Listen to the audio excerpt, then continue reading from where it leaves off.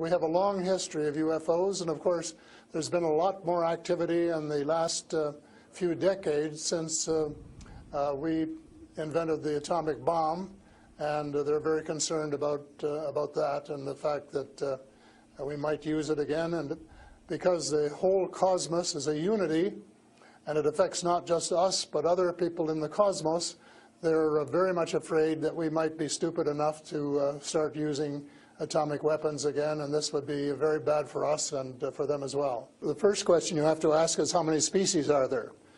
And I used to think there were, between 2 and 12. And Apollo astronaut Edgar Mitchell, who came to Toronto a few years ago and had dinner with us, agreed there was somewhere between 2 and 12. But the latest reports that I've been getting from various sources are that there are about 80 different species. And some of them look just like us, and they could walk down the street and you wouldn't know if you ran, walked past one. And they're what we call the Nordic blondes, and also the tall whites, who are actually working with the United States Air Force in Nevada. They're able to get away with that. They had a couple of their ladies dressed as nuns went into Las Vegas to shop, and they weren't detected. And I have a friend who saw one of the men walking along the street, and somebody who would recognize that they were different, and he did. So there are those kind, and then there are the short grays, as they're called, and they're the ones that you see in most of the cartoons.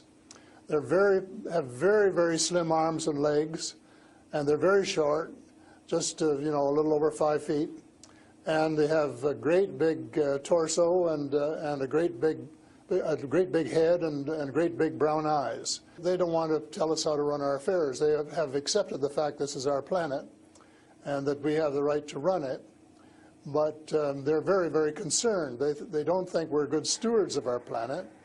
We're not. We're clear-cutting our forests, and we're polluting our rivers and our lakes, and we're dumping sewage in the oceans, and we're doing all sorts of things which are not what good stewards of their homes should be doing, and they don't like that, and they've made it very clear.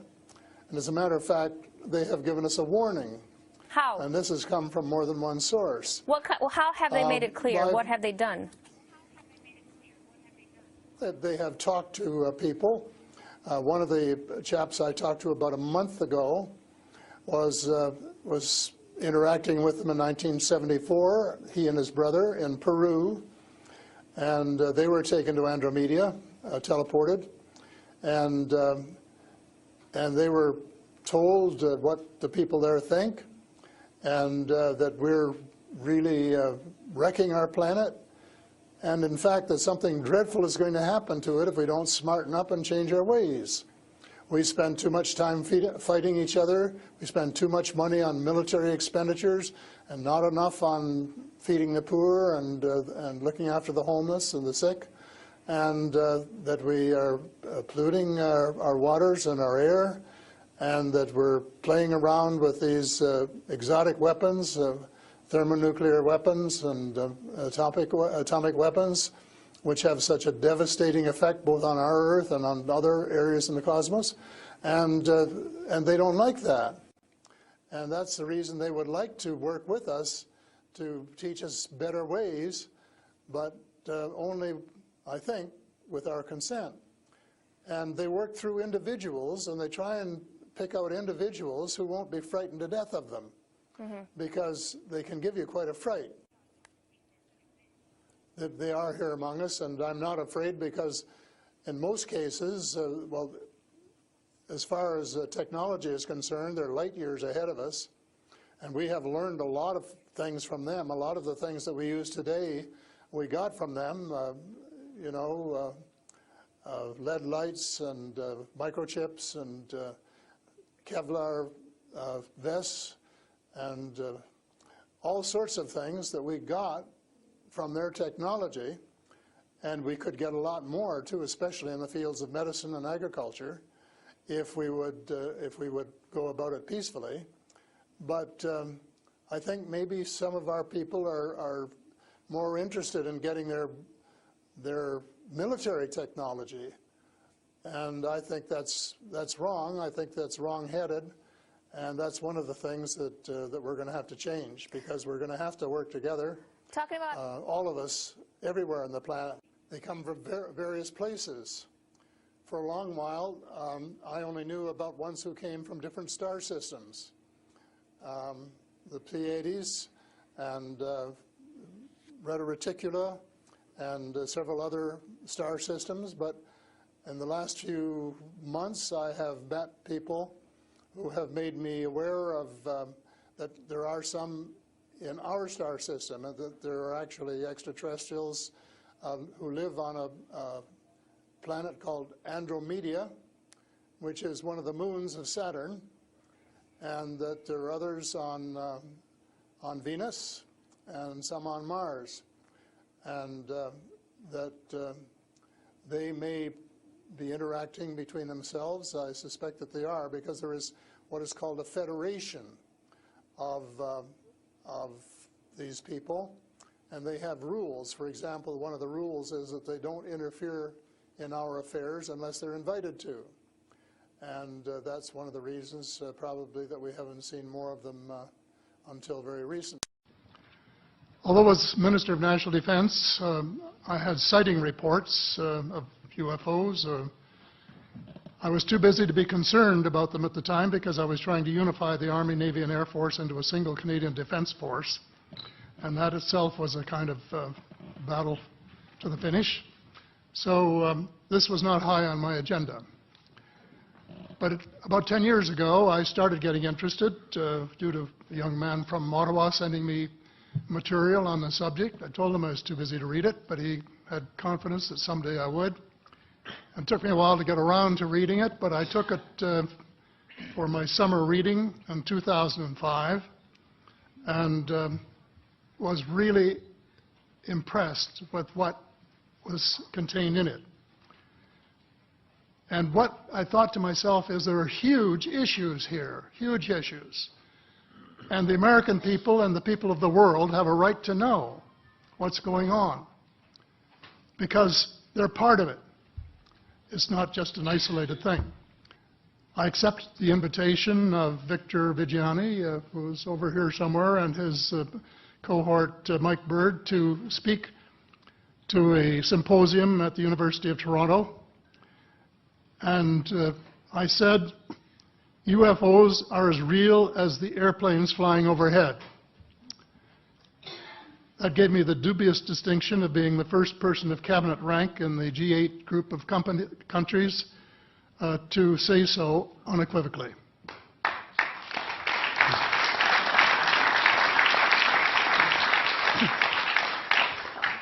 In the 1960s sometime, it was a flotilla of UFOs headed south that crossed into NATO territory in Europe.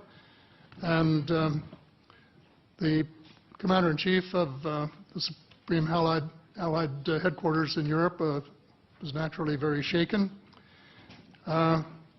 Fortunately, or maybe divine providence, before the panic button was pushed, the flotilla turned around and headed back north.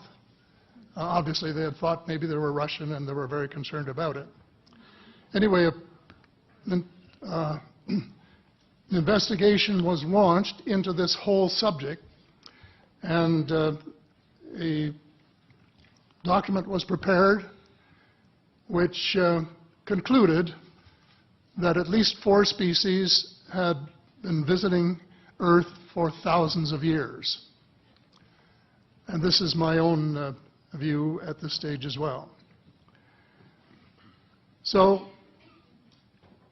except for that, there are just a couple of things that we've talked about that I'd like to refer to.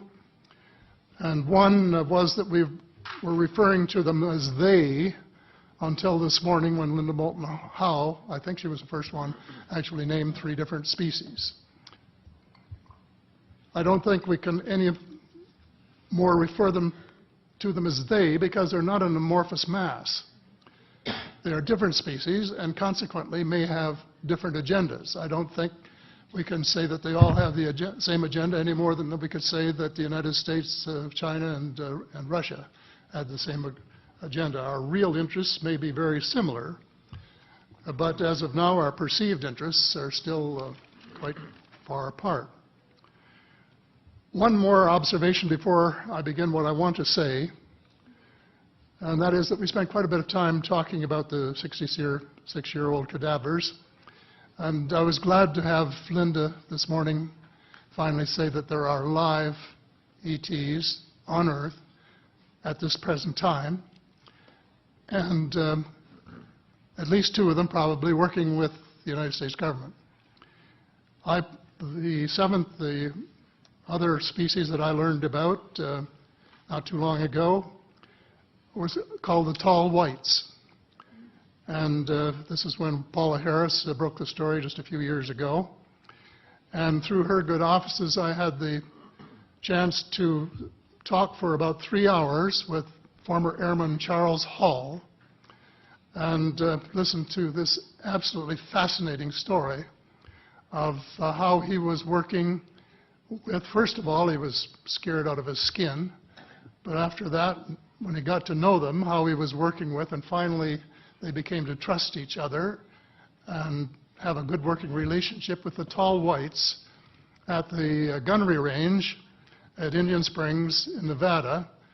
And these tall whites were living on United States Air Force property and working in cooperation with the United States Air Force and sharing technology with them. He wrote a book, incidentally, called Millennial Hospitality. There are 4 different versions, but Paula says that Millennial Hospitality number 2 is the best. I think that's the one I read, and it's a very interesting read if you want to sort of get inside the problem of what it's like to bump into these people floating across the terrain in the desert. Well, enough on that for now. My interest is in full disclosure. And my only caveat is I think probably I would say 95 to 98% full disclosure. I know of 1 or 2 things that I'm not sure should be in the public domain, at least yet. They will be someday, I'm sure, but not maybe immediately. But just as children survive the idea of the Tooth Fairy and Santa Claus when they become adult, I think that tax-paying citizens are quite capable of accepting the new and broader reality that we live in a cosmos teeming with life of various sorts. The fact that some other civilizations are more advanced than we are may be humbling. It exists, and it's being kept secret by the same vested interests who control our destiny. Who are these vested interests, and what are they up to? Well, Senator, you were talking about a military junta. In my opinion, that is true, but I have broadened and deepened the definition to cabal, and the cabal comprises members of the 3 sisters: the Council on Foreign Relations, the Bilderbergers, and the Trilateral Commission, the International Banking Cartel, the Oil Cartel, members of various intelligence organizations, and select members of the military junta, who together have become a shadow government of not only the United States, but of much of the Western world. The aim of the game is a world government comprising members of the cabal who are elected by no one and accountable to no one. And according to Mr. Rockefeller, the plan is well advanced. Does this help you to understand why our civil rights are being taken away from us? I say us, because Canada too is included in the grand plan. So here we are more than a decade later fighting another war that can't be won. There is no country on earth powerful enough to protect its citizens against fanatical hate, as we learned from the Boston Marathon. And the mere attempt to pursue the impossible pits neighbor against neighbor and the state power structure against everyone. All of the freedoms won by the millions of men and women who fought and died in World War II are being flushed unceremoniously down the drain. The only hope of peace is a negotiated settlement. This will require a paradigm shift in American attitudes. It involves a de facto renunciation of the plan for a new American energy and the adoption of a pledge of cooperation with all humankind to build the kind of world which we are collectively capable of. Young people everywhere need to be challenged by a noble cause. They need to be involved in arresting global warming, creating a banking system that is just and sustainable, and lead the way in the transformation to the new reality that we have to live in harmony with our celestial neighbors, as well as seeking peace on earth. In a word, we have to become spiritual beings and practice the one tenet that the world's major religions have in common, and that is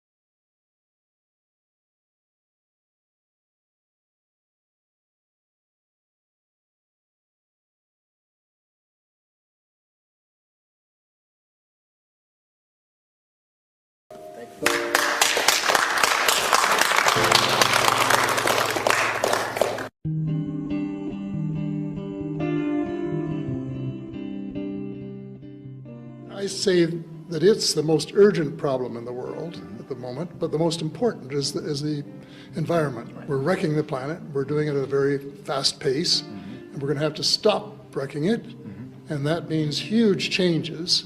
Too late for more offshore drilling, too late for more projects in the oil sands, too late for more huge noisy windmill farms, all of this stuff. We have to get onto the real technology that is going to make it possible to do this job and do it correctly and do it quickly.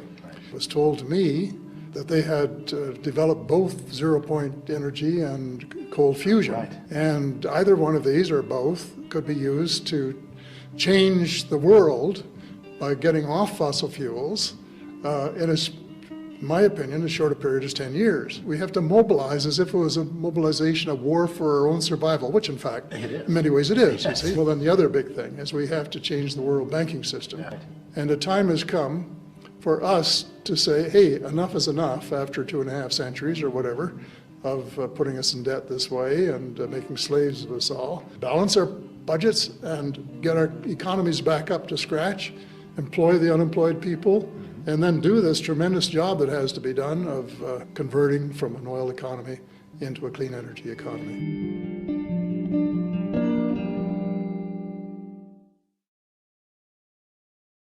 Hello, Apollo here with the Honorable Paul Hellyer. Beginning in 1963, Mr. Hellyer served as the Minister of National Defense for Canada. Paul has been outspoken on the U.S. government's withholding of UFO information, and as well as its aggressive stance on the extraterrestrial presence. He is the author of Light at the End of the Tunnel. We're happy to have you here, sir. It's an honor, Mr. Paul Hellyer. It's a pleasure to be here. Thank you very much. Let's jump right in. For those who may not be as familiar with you, sir, how would you summarize your work in the UFO field? On the UFOs? Yeah, well, environment actually, and what you're doing now. Well, it's as far as the UFOs are concerned, I'm not a ufologist. And I don't claim to be. Right. So in my book, Light at the End of the Tunnel, I only have one chapter on ufology. Okay. It's titled We Are Not Alone in the Cosmos. And I put it in there largely as a primer for the whole world of skeptics who might read my book because it has a different title and it's about different things, and perhaps get enough interested, and they would then carry on and learn more about the extraterrestrial people and what they have done and are doing. And so that's not my specialty. My specialty is really finance, international banking. And so that is my number one interest. And I say that it's the most urgent problem in the world at the moment, but the most important is the environment. Right. We're wrecking the planet. We're doing it at a very fast pace. And we're going to have to stop wrecking it, and that means huge changes, both as far as the financial system is concerned, and as far as the disclosure of exotic fuels that might have resulted from the back engineering of the extraterrestrial people's technology for 60 years now. Right. And that these things all fit together. So we have to get change, big change there, and then of course big change with us humans too, and stop killing each other for various minor reasons, including religion, and start working together to try and build the kind of world that we all want to see. Yeah. Now you, in that one chapter, and I know that one of your tie-ins with the UFO field is that the technology that that could help us with the environment that it's purported the extraterrestrials might possess, and could you comment on that?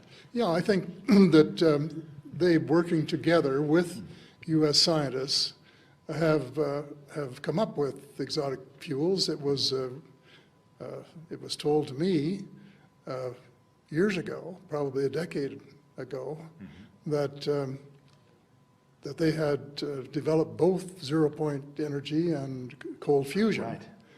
And either one of these, or both, could be used to change the world by getting off fossil fuels in my opinion, as short a period as 10 years. And I have set 10 years as the deadline.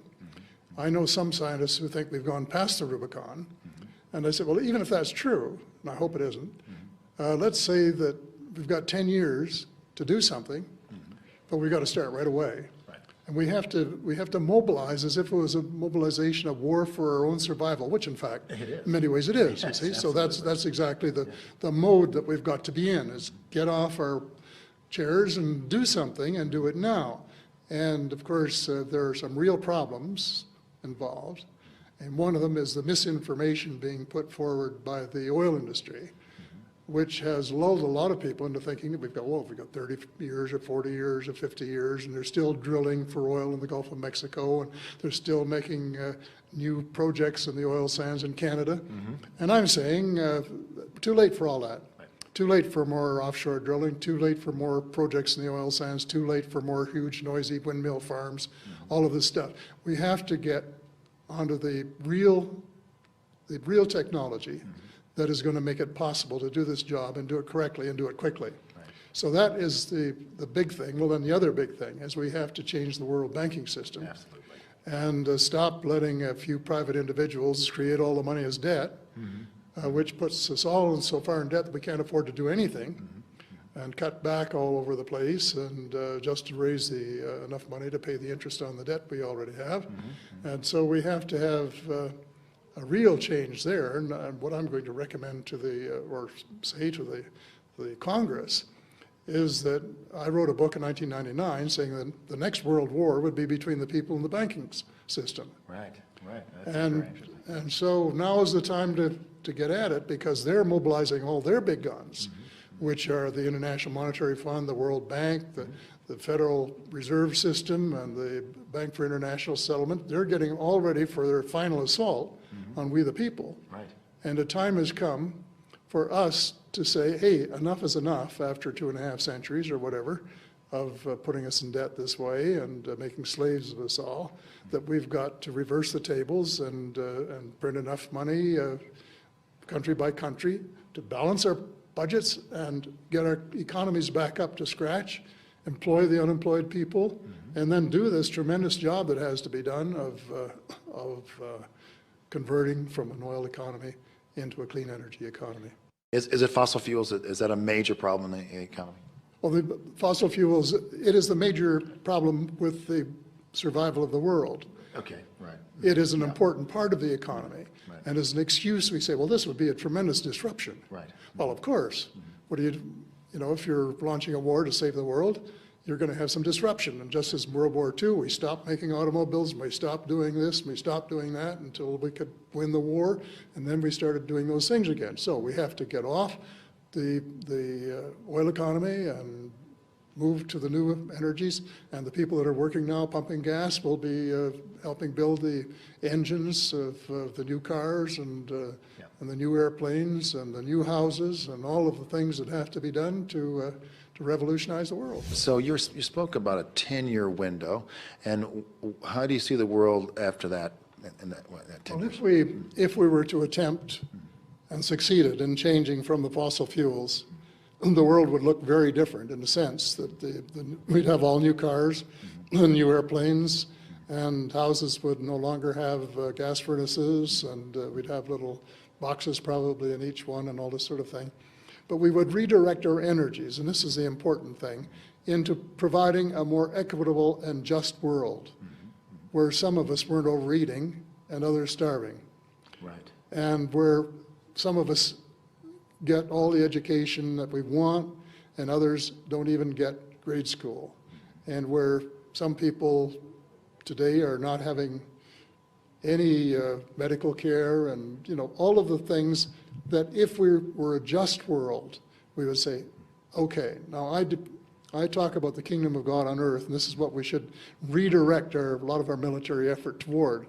And I define that as a world where every child has enough food to eat and clean water to drink and a roof over his or her head, enough clothing to keep them warm or dry or whatever, enough medical care that they don't have to die unnecessarily from some preventable disease, and enough education that they can find out for themselves if they have the potential to go on and serve their fellow humanity as teachers or doctors or whatever, or laborers, whatever fits into the overall scheme of things. And you'd have a tremendous growth, but it would be a green growth, a sustainable growth. I mean, a lot of environmentalists, well, you don't want to increase GDP. Well, changing all of the cars to new ones would certainly increase the GDP, but it's going to help save the economy. And what is your aim? And if your aim is a sustainable world, then let's do the things that have to be done and get all of the people of the world, especially the unemployed at the present time, involved and engaged in it.